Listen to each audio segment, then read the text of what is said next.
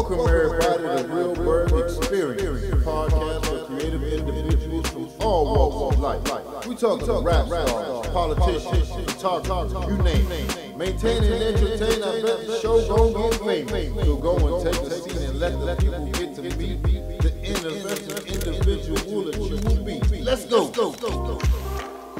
Welcome everybody to the Realberg Experience, the podcast for creative individuals from all walks of life. Today we are welcoming our special guest, Robert Fowler. Thank you for joining us today. He is best known for controversial rap songs around the U.S.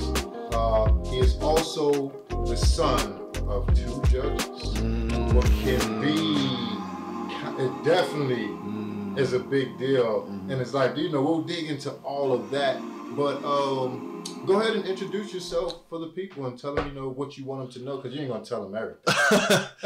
There isn't, I like to think that I put I think all my shit is out there. So people who don't know me just have no idea who I am because they've just never seen me before or see me online or anything like that. But rapper by trade, and a superhero by night. You know what I mean? So what color cape you wear? Definitely the baby blue. You gotta do the baby blue to match the baby blues. You gotta do the baby blue. It's just in you. Yeah. Pause. Pause. Oh, this is gonna be a good one. Oh yeah, definitely. So how long you been in Key West? I've been in Key West my whole life. Oh shit. What happened? It's all right. We can freestyle this. Let's get the nitty gritty of it. I already know. Let's skip the small talk. Everyone knows how long I've been in Key West. All right. So let's get right to it. So what was it like growing up in Key West with two judges, with parents? All right, I know your dad was a judge back in the day. What about your mom? She became a judge in 2005. So what was she doing when you were younger? While your dad was a judge? Yeah, she was practicing law. She was While my dad was a judge, she was a prosecutor for the state. A prosecutor for the state? I believe so. I think so. Damn, boy. They stay close. That's together. A lot of law. That's a lot of law. To answer that question, very interesting, right? Yeah. And there's a lot of debates going on at my house at all times, right? With two attorneys. And so I just kind of grew up and just always was arguing with people, I guess, and always questioned authority. But, when I was around 14, 15 years old, I was hanging out with older dudes who were doing graffiti at the time. And they're doing, because back then, graffiti was a lot bigger than it was now. I'm not sure. But You do graffiti? I do not. I was just hanging around the guys that do it because they also rapped and made beats. And they were older than me. And I saw them pulling all the girls. Are they still around? Yeah. Okay. Yeah, and when I think about my influences, right? I have to start locally because I could tell you Big, Tupac, I could tell you all those, but really what made me be I can do this are the people my man Near One, who went by Scribe 86 at the time, right? My friend Blake Story, rest in peace. He went by Jesus at that time. Urban Jesus. He had a whole bunch of different names. I met them. There was a guy named Robust. He was there. I met him. All those guys are from here? They're all from here. Yeah. This is back 04, 05, 03, that kind of era of time. I was in prison. You were in prison, exactly. There was a space in the game. They just came in and took it from you. But they weren't obviously the bottom boys were around, and I wanted to be one. I swore I wanted to be one of the bottom boys but because people would be like, your mom's a judge, your dad's, blah, blah, blah, blah, blah, you'll never make it. You'll never make it, right? And so I would write raps in my room, and I was too scared to show anybody, too scared to talk about it, because you're 14, you're super insecure, and you don't want to be fake. You don't want people to think that you're fake, but I've been writing, because it started when I was 12, just writing poetry, just making words rhyme. I was about actually 10 when I started writing poetry, just trying to make words rhyme, trying to see if I can make things make sense. And it was the only way I could make sense of what was going on in my head.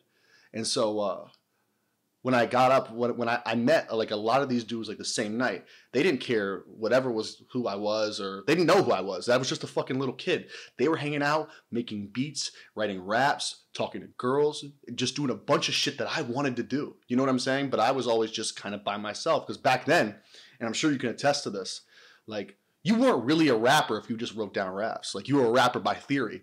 Like, we didn't really have the internet like that. You know what I'm saying? You either had to make beats, or you had to have a friend who made beats. Yeah. Or you weren't a rapper, and you had to have a place to record. And you better hope your man made beats. And you better hope y'all were cool. You know what I'm saying? And so, like, I got up with this, I don't know, because, you know, like, I'm always arguing with somebody. I'm always having, like, tension with somebody, even at that age. And there was this dude, and I didn't like him because my man fought him. It's like Key West bullshit, right? Yeah. So I was talking shit about him, but some girl that I was friends with was dating him, and then I like made a song on my computer mic on some fucking stupid beat, and I dissed him, all right? It was probably whack, right? But she actually ended up getting us together. I went to his house, and that's when I met my friend Near One. That's when I met him, was that night. Because he was like, I was 14, he was like 19, right? So like, this kid was like 17, 16, so he was like the bridge between, you know what I'm saying? Right. You know, so like, that's when I met all of them, and then that same night I met Blake Story. That same night I met Robust, all in one night. They're all sitting in this room making beats and rapping. There's girls around. Like, and how old are you at this 14. Point? And I'm looking at all this shit, and that's all I wanted to be. Like, it changed the trajectory of my life, and I don't think I've even told them that, but like, it made me. They didn't give up. They weren't saying you're fake, you're this, you're that, you're a wannabe, because that's what I was afraid people were gonna say. You know, when you're so young, you really care about what other people think, and that's what stopped me from rapping for so long. That and drugs are what stopped me from rapping. You know what I'm saying? Because I was too afraid of what people will think, and then like I would buy stuff, you know, to record on my own, and you know I was trying, and then I would pawn it to buy drugs. I was about, I want to say 14.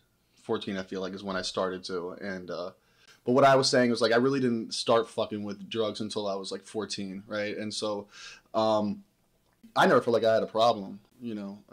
But by the time I was like 15, 16, I was popping pills regularly. It was a regular thing. What didn't mean anything. What kind of pills? I like Xanax.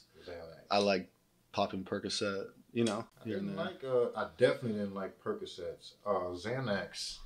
I didn't really like them because I would do fucking irrational shit on them. That's why I loved it. I didn't. That's why I loved it. I would just fucking swing on a motherfucker. That was the best part. Just think about it. Fuck it.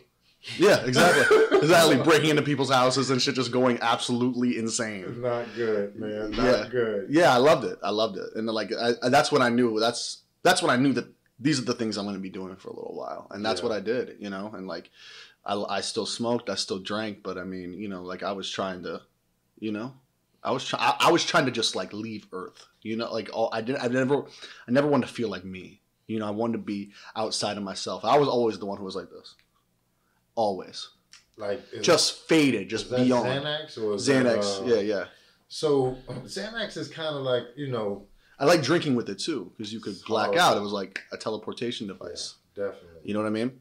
Yeah, but you would forget every fucking thing that happened. That's what I wanted. No, I couldn't. See, that's what I wanted. Like, what happened, man? Like, oh, you don't remember? They took you out the car and you hit your head. I'm like, no, I know. Where's my? No, fuck that. Yeah, man. I know. You're like, how did I get here? You know, one time I was like 16, right? And I was out drinking a little bit, and I took a Xanax bar, like a whole Xanax bar. And I remember coming home, and for like whatever reason, my mom had baked cookies, right? And they were like soft and delicious and gooey. Pause. Right? I eat like 7 of them. I go to I guess apparently I went to my bathroom to pee, and I sat down, right? And I fell asleep with the chocolate all on my hands and everything. Bro, I woke up, thought that I had shit myself, but I had shit all over the house. That's what they do. That scared me, but it smelled delicious, so I was very confused. You know what I mean? Oh, man. Damn. How did you get into the, like, heavier drugs? Like, where you're pawning shit? What were you pawning? What are you pawning shit for? Like, because it ain't for Xanax. Yeah, no, I was taking opiates big time. Opiates? Yeah, at the time, yeah. So, how did you go from Xanax to opiates? Was it just like because I know I had like just a straight experiment stage. I'm trying, motherfucker was like, when I first did Special K, a line like this, and I was like, I never did it before. I can't do it. Yeah. And they're like, it's like, oh, you'll be fine. I was like, oh, okay. Just snorted the whole fucking Yeah, thing. I know a lot of people who do that. Now, for me, it was like a very, I hate to say natural, but it was very like organic, natural process, right? It was just like I would take a little bit of Xanax. I like the way the Xanax felt. And then I would just be trying to see who had pills that could make me feel slow. Love to feel slow. Yeah, because my brain is always like, you know, like always going, and I just wanted to slow down and chill. Like it's all I ever wanted to do was just chill. I have friends. I just see them. They be like, "Hey, you know what I'm saying?" Right? Yeah. That was me. That was me for like 7, 8 years. How did you get away from that shit? What made? Did you have to go to a program or? I checked myself into rehab, but I had to go through certain events. But it's funny because like I was thinking about that the other day, right? Like, so I mean, the natural progression was I started taking pills. I like pills, I like how they made me feel. By the time I was living on my own, I was in Orlando. So you were living in Orlando? Yeah. Okay, drugs are a little bit different. Yeah, and a lot cheaper. Yeah, definitely. A lot cheaper. And a lot more accessible than everywhere. Yeah. Okay. Yeah, so I was going hard, and I'd already been doing oxys before this, right? Like, but I was just, you know, I felt like I was just young, and I wasn't taking them every day, and, you know, I never really felt like I had a problem with anything. How you do them? You pop them or snort them? I'd do them any way possible, right? If you skin pop, that'll fuck you up. Mm-hmm. That'll rupture some shit. I've seen a couple people fucked up bad trying to skin pop them fucking oxys. You tried to do it? No, I did it. I did that, but that was later. That was work? Hell yeah. Well, how come this guy, like my roommate in prison, you know what I'm saying? He was all fucked up, man, because every time he's like, I tried it once and some shit ruptured. He's like, and I knew it was going to happen again the second time I did it, but some reason I still did it, man. And it's the nature of the disease, bro. And like, but it didn't go, I was like, I'll never use needles. I'll never do this. I'll never do that. But, you know, I was just living on my own. I was popping pills. And then eventually I found some opiates, like some really strong oxys, bro. Like, I mean, you know, and I was taking them. But I remember how it made me feel. Made me feel how you described ecstasy, right? You're just like, holy shit. I love how this this is it. This is it. I'm going to do this a lot. What ecstasy does to me. I maybe wasn't actually doing that. The video, it's like the hair's blowing in the wind and shit. It's like ecstasy. Exactly. I don't think I actually did that, but I think internally I was like that, right? So like I was like but it felt so good that I was like, I know I'm playing with fire, right? And then so, you know, once a month turned to twice a month turned to, we make our way to every day. And eventually you run out of money, and eventually they can't get the pills that you want, right? And someone tells you, and you've been fed this the entire time. Heroin is the same thing. Just cheaper. Mm-hmm. Yeah. And so that's how it played itself out. And I wasn't popping them. I don't think I was popping pills for long. I think I was regularly snorting them and smoking them just regularly. And it didn't feel like, you know, and then you had to sell drugs to buy drugs. You know what I'm saying? Yes. And you had to rip people off. You had to do a lot of fucked up shit. Sorry, the drugs had me. Oh, I was still rapping then too. I was still rapping. And that shit was fucking awful. And no one's ever heard it. Oh, you was rapping the whole time? All the time. I never stopped writing. I was always just so fucking afraid of what people would think. So you still have some of those raps? Like the Probably, but I don't think I was saying I was writing. I don't think I was saying I was doing heroin then. I think I was just trying to, you know, like some people like, you know, some people like, I smoke a little weed and I start getting creative. Like I felt that way when I was popping pills and shooting dope, but I don't know if I was actually creative or not. I think I was just fucked up and talking shit. You know what I mean? Yeah, exactly. That was what he said just now. I had some pretty terrible lines, and a lot of those songs, and none of those songs I think ever made the light of day. But you know, it was that between the drugs and feeling like I wasn't going to be accepted. I'm still very young, right? Like I still am afraid of what people would think. That's why when I see like the music scene down here today, I'm very impressed. Because when like there's kids that are like, when I was 19 and 20 and 21, I was fucked up on drugs, you know, and I was too scared to put out music because I was so afraid of what someone was going to say about me. You know what I'm saying? And I had to get clean, right? And so I had a whole bunch of, I had overdosed twice that month. I was getting evicted. I had a whole bunch of fucking problems, right? And eventually it was like, it all happened like the same month. So I was like, I'm just gonna go get Yeah. So I was like, I'm gonna go get help because I don't have a shot if I'm not clean, and I've been in recovery, you know. ever since. Like, so right now, if you were to continue on and going down that path, you're more than likely I'd be dead. Pretty much every friend, you know what I mean, that I had that passed away from drugs, or died from opiates, some kind of opiates, sometimes mixing them with Xanax. You understand? Yeah, falling did that a asleep lot. and throwing up.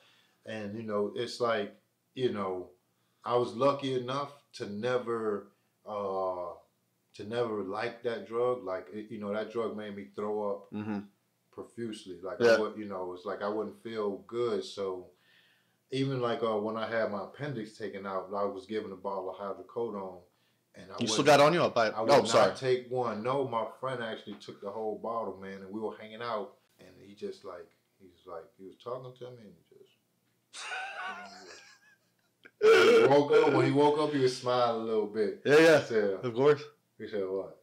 I fell asleep, didn't I?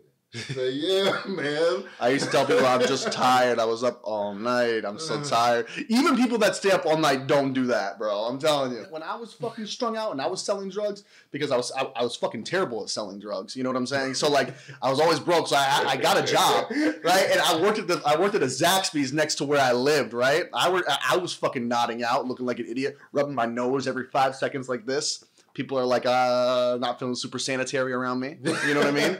I did the same thing, man. I'm telling you, I've been there. Like I've definitely been there. So I know the feeling, and I know the feeling. Like if I would have kept going, I'd be dead. That's where I left off. Was death? Was the overdosing? That's where I left off. That's where I go. A lot of my friends are dead.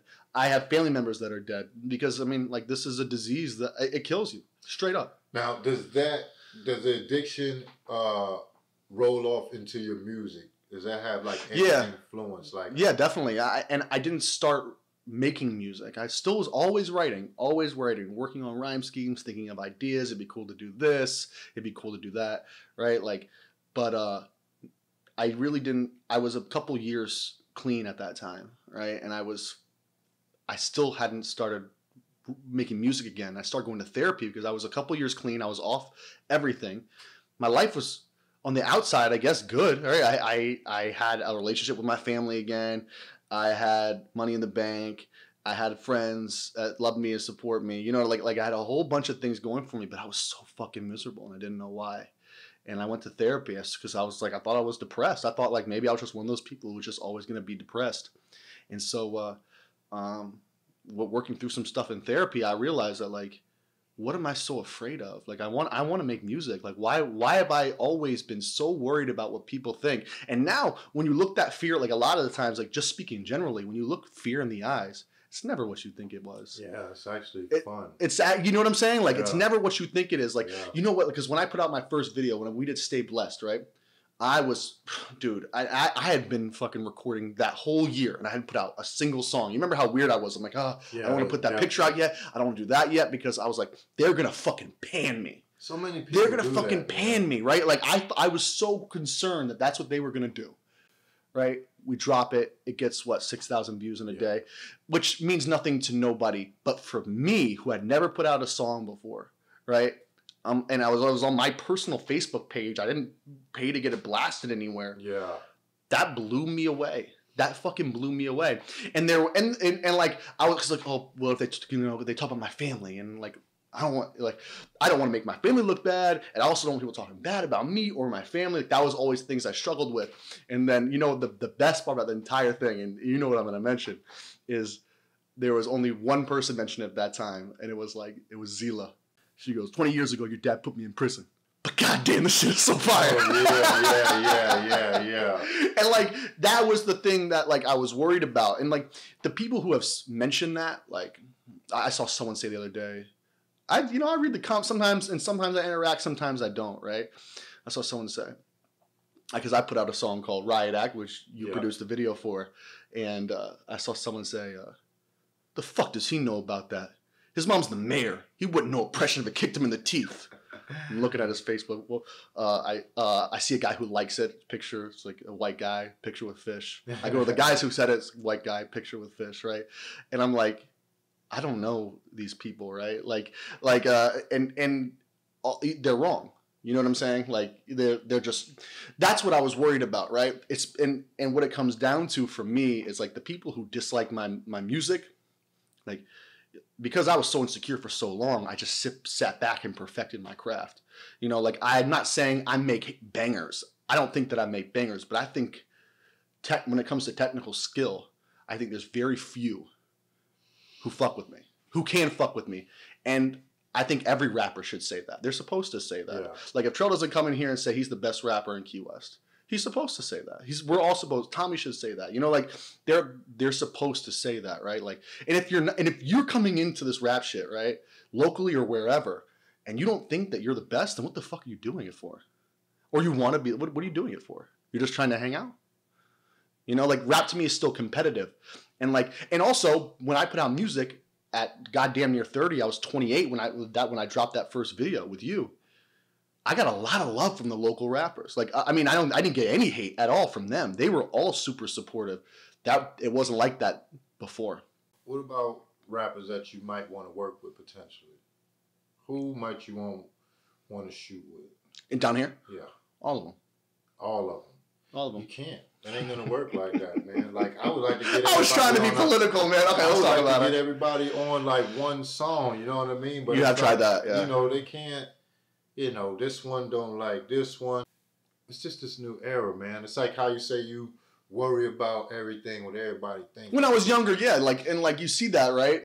You gotta get the fuck out of that, man. Who gives a fuck what anybody else think, man? It's like if I cared about what people think. And, you know, sometimes I do care a little bit about, but it ain't going to stop me from putting that motherfucker out. It's going out there. I don't care what you say. You ain't going to do shit to me, and that's all that really matters. You ain't coming in my fucking house. You understand? So what? You know, okay, so the rappers that I fuck with down here, like, that I'd like to work with, I mean, I feel like I definitely want to work with Trell. Like, I've definitely seen him grow a lot. And he's always, I mean, just, you know, like the whole everything, right? The way he carries himself. And, you know, we've had conversations about him in private. And I've always told you I think he's a superstar. Yeah, straight he's my dude. Just the way he moves. Like, and that's not to gas him. Like, I mean, like, I fuck with him. And I might not agree with everything he posts. And he might not agree with everything I post. I don't think anybody but I mean. You both two controversial motherfuckers, boy. Yeah, yeah. Like, he started some shit, too, real quick. Yeah. So, I mean, like, but I fuck with him. And I see what he's doing, and I see the way he moves, and I see he has a following. I like Tommy a lot. I know you got some songs. We got a song together called Salvation. That one is that shit's hard. We should have done a video for that. Yeah, I know. That shit is hard, man. Yeah. Definitely like Donjay a lot too. Like I like rappers who have fun. You're supposed to shoot with him Sunday. Yeah. Let's see what happens. And yeah, I think he remixed one of my songs before, but like he didn't realize like I was fucking with him before that. Like I was watching, you know what I mean? Like I like people who have fun when they make music, but I also like rappers who take themselves seriously. Like you could tell how they move that they are rappers who take their skill. Like Trell's one of them, Tommy's one of them. When you see Donjay, like you can tell he's sick with it, but he's also at the same time like you could tell like it's fun. You could tell he has fun while he does it. And you could tell people can turn up to it and have fun.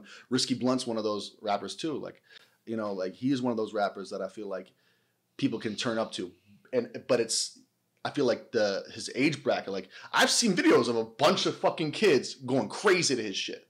So I mean, like it might not be for people older than me. Yeah. You know what I mean? But at the same time, like people are fucking with it. You know what I mean? You know, it's definitely a new age, you know what I mean? And like you know, it's time, you know. Us older guys, you know, we got to move over to the side, man, you know. Well, just let them have that, you know, because... I'm good with it. Yeah, but let them have it because, I mean, you know, and there's times like I want to work with some of the people that like look like do that, like have that kind of music. And I feel like the creatives kind of find themselves. Like one of my favorite rappers down here is King West, you know, and that's Daryl Burgess. You know what I'm saying? Like he's what made me want to rap again. Like when I saw him, like getting his shit together, he was putting music out, and it inspired me to want to rap. And I mean, I gotta say, like on Sacrilegious, man, like you know, I like this verse better than yours. I know, man. Listen, I wrote the song with him in mind, honestly. Like, I felt like he was just going to kill it. Like, I had to just kind of find my own groove, but yeah. You know, it was hard. It was, like, rugged, and it was like he had a voice and a raspiness, you know?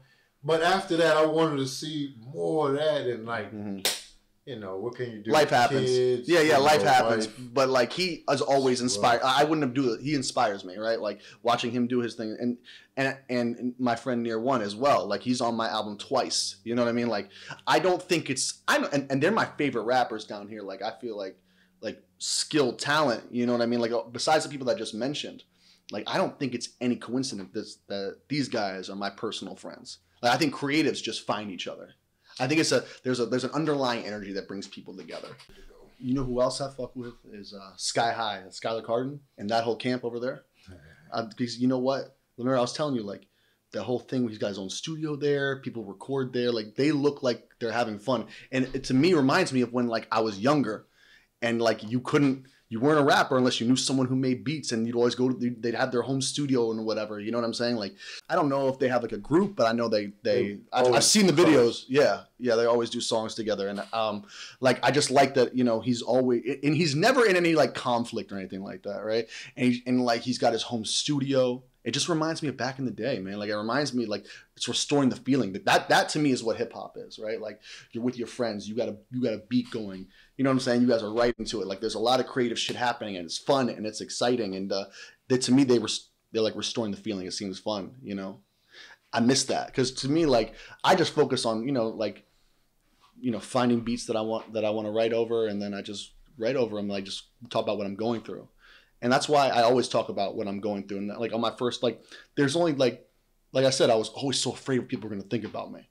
There's 3 things that like people could use against me, right? Like they could talk about my mom and my dad, right? They could talk about my issues with addiction, or they could talk about, I've had a lot of turbulent experiences with women. That's all on my album. You know, I talk about my mom and dad 3 or 4 times on my album. You know what I'm saying? I have a song called Skeletons where I talk about really turbulent relationships. And I don't just brush on it. I talk about it. I take ownership of it. You know what I'm saying? I have a song called White Chips where I talk about my addiction, the things that I've been through. Talk about that. Talk about survivor's remorse. Yeah. What does that mean? Survivor's guilt. Like sometimes when you like survive a shipwreck, you know, and your friends don't, the people you're with don't. And you feel like, damn, why me and not them?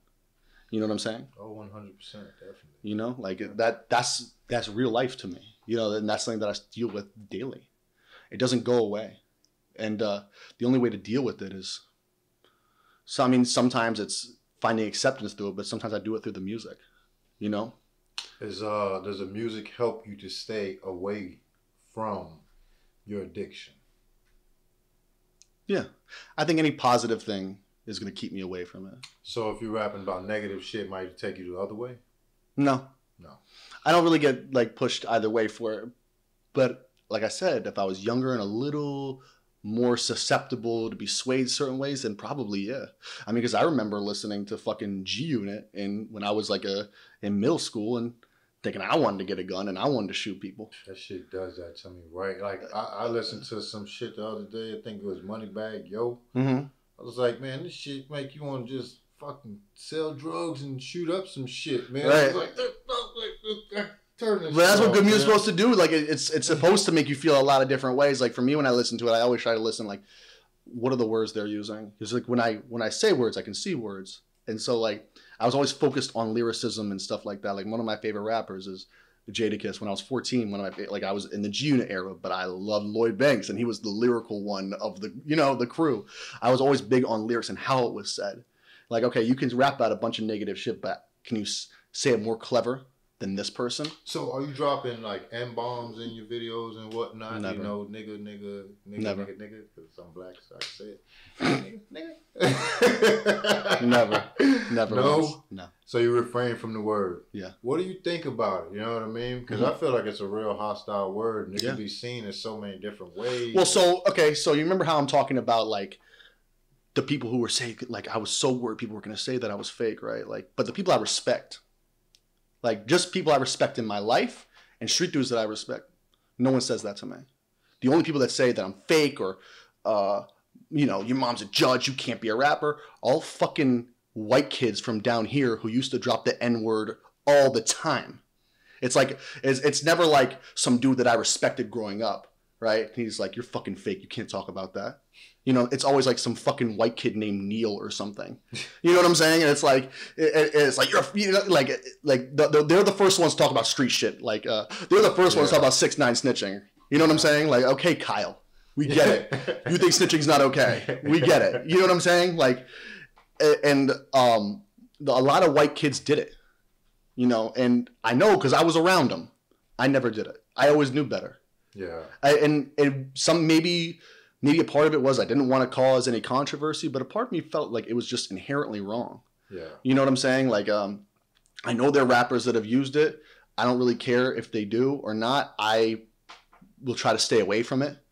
And I know that there's, you know, like white boys like in circles who have a whole bunch of black friends who use it and they don't care. Yeah. But I think when you are putting music out to everybody else, not just your group of 5 friends, it just sends a different message and might make people feel uncomfortable.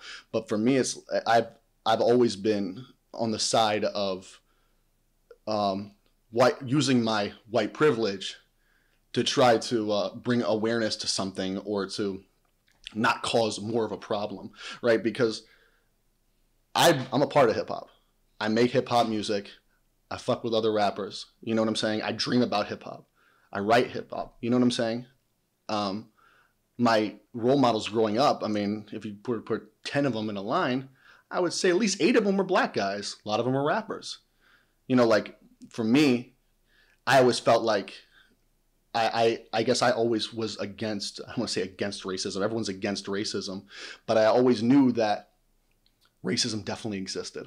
Yeah. Especially living down here. You know what I'm saying?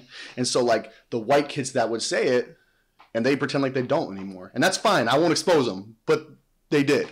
Yeah. And then the first ones to be like, this shit is fake. This shit is fake. This shit is fake. Your mom's the mayor or some shit. You know what I'm saying? Like it's people who are guilty about using it. Yeah. And probably feel some kind of way about it.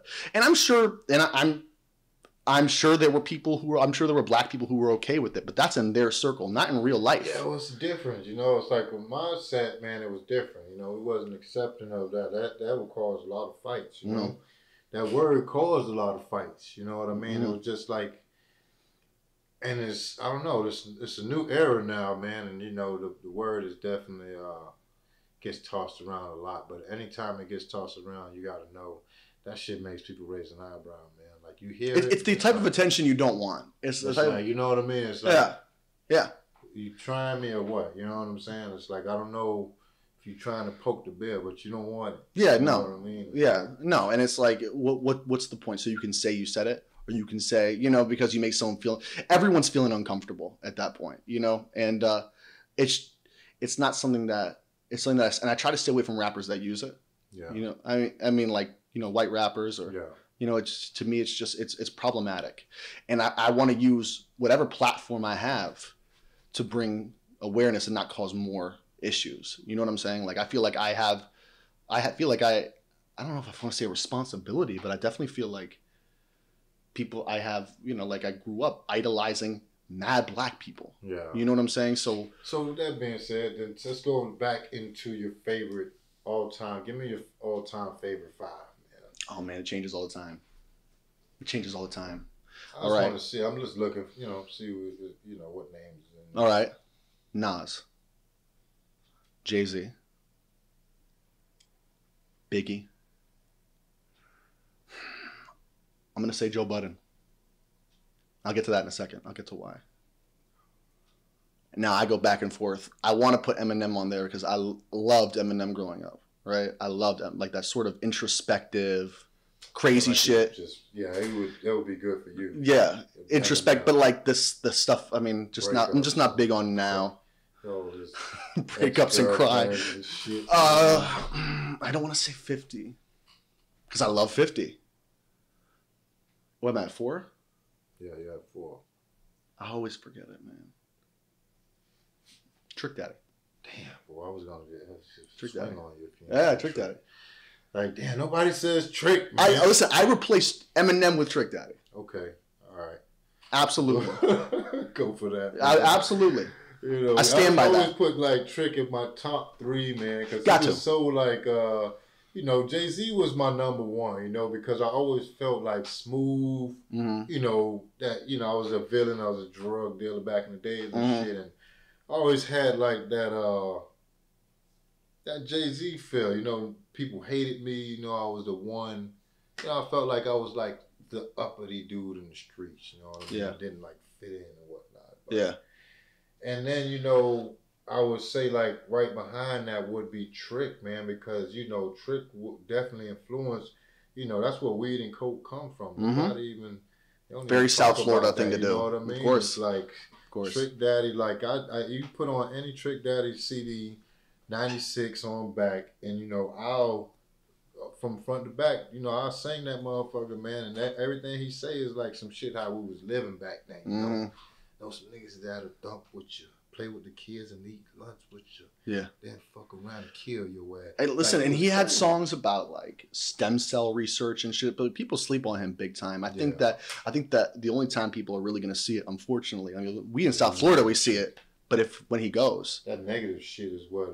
That's all they see. But like I'm telling you, like we see it because we're from here, right? But like, I think when he goes, I think he will get the respect he deserves. But I wish people would see it now. I feel like he gets super slept on. I feel like that people don't give him his flowers. Every rapper out of Florida has had to have the Trick Daddy cosign at one point in their career. Maybe not now. But like for the last 20 years, they've had to. When I get that Trick Daddy interview, boy, prices go up. I can't wait. And then, you know what though? Like I saw him on the Breakfast Club a couple of years ago, and like Charlemagne was always snapping on rappers, always calling them out, right? Yeah, but Trick is not one of them. Trick Daddy was on there talking about how he wears waist trainers and smokes coke, and Charlemagne's not saying a single fucking word. Not a single word. Right, that you know, like you got rappers that's they rapping, but you know they don't really get that kind of respect in the streets and. Like you know, Lil Uzi Vert or, you know what I'm saying? But when you look at people like Trick Daddy, you got to put them in a category of Lil Boosie. I mean, I ain't going to necessarily say Lil Boosie because, you know, Lil Boosie is on some real kill your ass shit. Yeah. But Trick, you know what I'm saying? I don't know if Trick, but Trick probably definitely got some bodies around him and shit like that. And one thing I know, you understand, like, you know, Trick a real street dude, man, and he ain't going to, like, tolerate disrespect like Master P. Yeah. You feel me? You ain't just gonna like Charlemagne tried Master P. Right. Man, Master P, he snapped, man. He took all he's like, nah, you ain't gonna he said something about Mia X. He's like, what about he said something like Mia X hoe or some shit like that. He's like, now hold on, you ain't gonna disrespect none of my family, you understand? Like and he snapped. Yeah. Right then, he just went in. He's like, I didn't know it was going to get that serious. You know? Right. Like, don't talk about none of my people because now you done fucked up. You understand? Yeah. Like, that's flawed. You know what I'm saying? That's one thing about me. Like, motherfucker ain't going to talk about my friends around me. You feel me? I ain't going to be like, that ain't my friend or this ain't. I'm going to always say, listen, man, this is what, you know, I fuck with dude, this, that, and the other. You ain't going to hear me like sitting there. That's flawed. You feel me? When you sit there and you like talk with somebody about another motherfucker, dog, it says a lot about your character.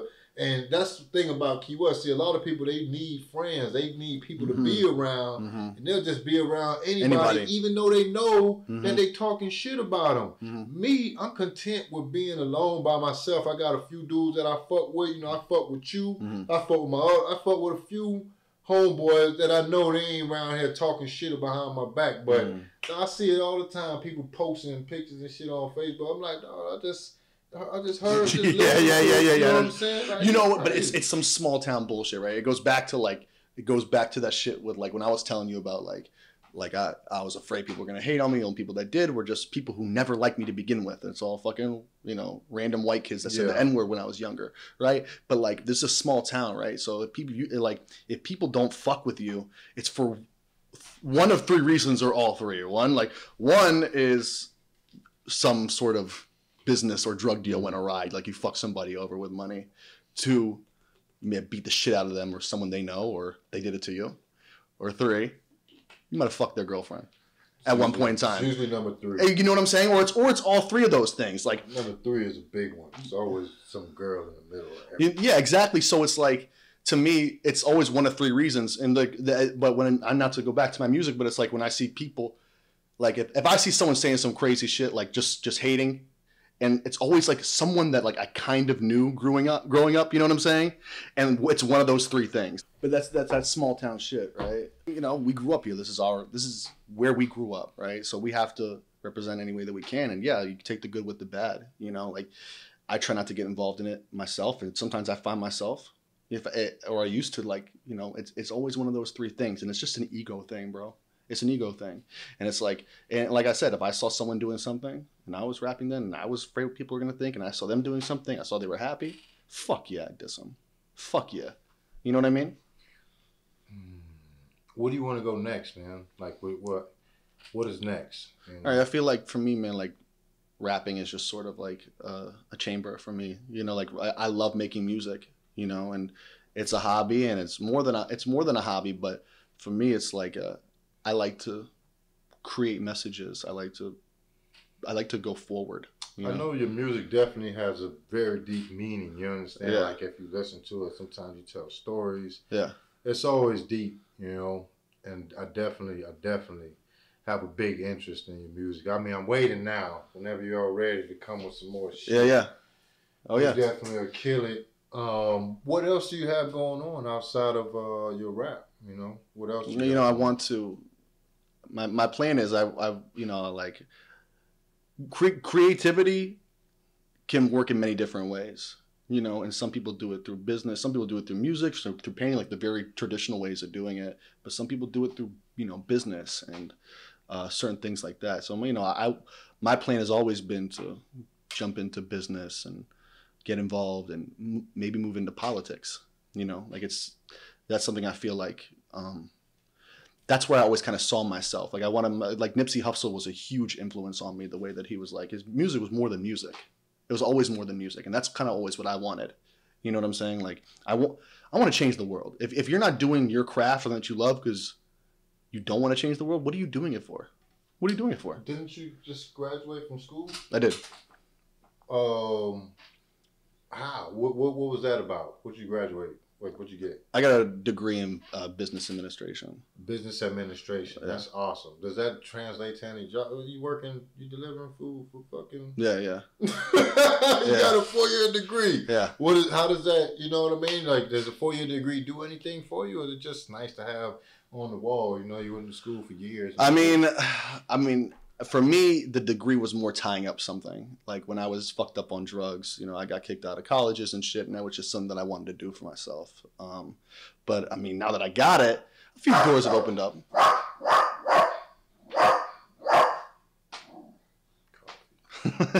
You gave it to him? You drank some, man. Jesus Christ. Might have to wrap it up. I don't know if my wife. But yeah. Maybe open a business, go into law school. You know, those are the things that are on the horizon. Still always making music though. You know, like I used to be worried about politics because of my history, but it's like I said, but like all the shit that people would use against me, it's all there. Like you can't use, when my life is in my music, what are you gonna say about me? Yeah. What are you gonna say about me?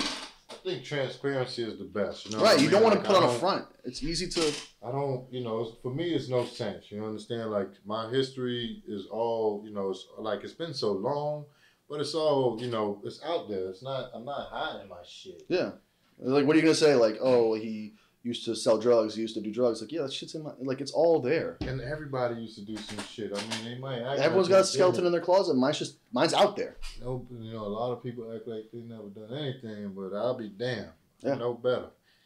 But it's nice to not have anything to worry about. Like, oh, I hope they don't find out about this. Like, it's all there. I'm an open book. Yeah, exactly. That's why, you know, it is what it is. Like, if I had an ex-girlfriend of mine come out and be like, oh, he was crazy. It's like, you guys ever listen to Skeletons? You know what I'm saying? Yeah. You guys ever listen to my music? Yeah. Like, it's all there. And I don't say it's her fault. You know what I'm saying? It's their fault or her fault or whoever. Like, yeah, 100%, man. Like, I know I fucked up in a lot of my relationships, man. Absolutely. But, those relationships are over with, and you know. Absolutely. You know, they're all learning experiences. Yeah. All learning experiences. You know, like I had to go through so much shit with women. Shout out to y'all. Shout out to my exes. I know that you probably aren't watching this because you probably have me blocked, but shout out to you. you. Ain't watching? Don't watch, man. Hey, listen. Don't listen. I had to go through so much shit with women to be like, oh, maybe I don't respect myself.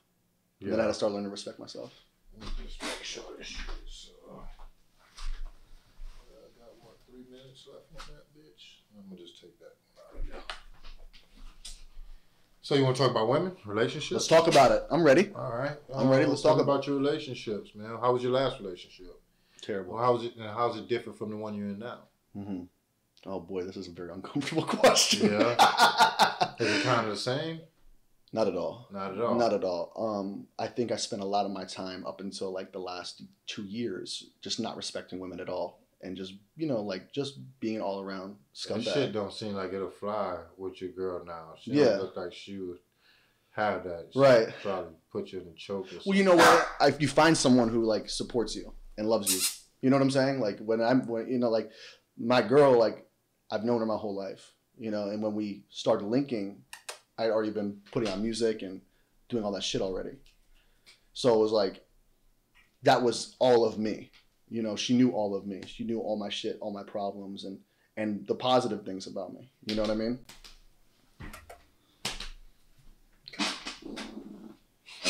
But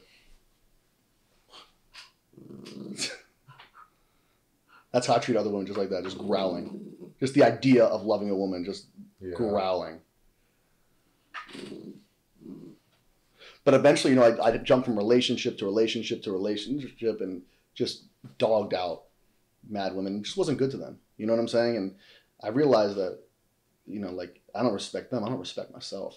And that's when I started going back to therapy and truly trying to work on shit, because it was like, I can't fix myself hiding behind somebody else. You know what I'm saying? And for me, so by the time I met the girl I'm seeing now, let me rephrase that. By the time I met my girlfriend now, I was already a different person. You know what I'm saying? So, and it feels good. Like I don't feel funny. Like I always used to feel funny. Like if a girl I was seeing at the time would post a picture of us on Facebook, I was like, oh no, because I always had a bunch of shit going on. I was always 1 foot in, 1 foot out all the time. Like I'm proud. Like I don't feel uncomfortable standing next to this person. I feel like I want to. You know what I'm saying? And I've been seeing her for a while. We just kept it quiet. Yeah, keep going. She just had some life shit we both had to deal with, and it's just good to be with someone that makes you happy. That about wraps it up for today. I just want to thank our special guest, Robert Fowler, for coming through. Appreciate you. I appreciate you for sure, man. You guys should be on the lookout for what you got coming out next. Got nothing coming up next. I'm retired. I'm done. You're retired, you're done. I'm retired. My man said he's retired, he's done.